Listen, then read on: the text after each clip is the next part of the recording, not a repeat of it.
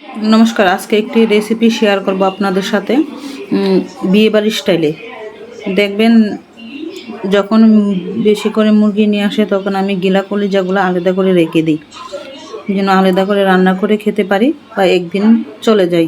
কারণ আমরা যেহেতু মধ্যবিত্ত ফ্যামিলির মানুষ, সব কিছু আমাদের মেনটেন করে চলতে হয় আর হিসাব করে চলতে হয়। মাইন্ড করবেন না কেউ, কম বেশ, কিন্তু তো ওই জন্য দেখেন আজকে গিলা কলিজা দিয়ে আমি সব কিছু রেডি করে নিলাম। আর মুগ ডাল ভেজে নিয়েছি, নিয়ে মুগ ডালটাকে একটু ভিজিয়ে রেখে দিলাম। আর এখন মাংসটা কষিয়ে তারপরে আমি মুগ ডালটা দিয়ে দিলাম। আর এটা কিন্তু বিয়েবাড়ির স্টাইলে রান্না করাই, অনেক সময় দেখা যায় বিয়েবাড়িতে গেলে খাওয়া যায়, কিন্তু খেতে অনেক ভালোই লাগে আমার। আর কে কে এরকমভাবে রান্না করে খেয়েছেন সবাই তো বলেন। তো আজকে ওইটা রান্না করলাম।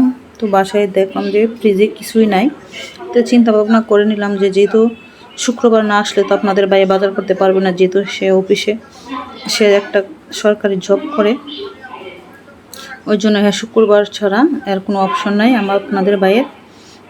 তো বাজার টাজার যাই থাকে তা দিয়ে এক সপ্তাহ পুরো চালিয়ে নিতে হয়।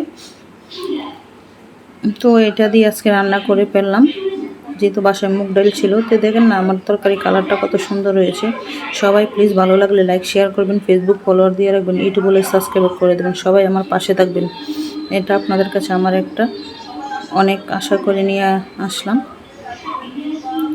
প্লিজ প্লিজ সবাই আমাকে একটু সাপোর্ট করুন, ইউটিউব হলে সাবস্ক্রাইব করে এসো, ফেসবুক হলে ফলোয়ার দিয়ে পাশে থাকবে।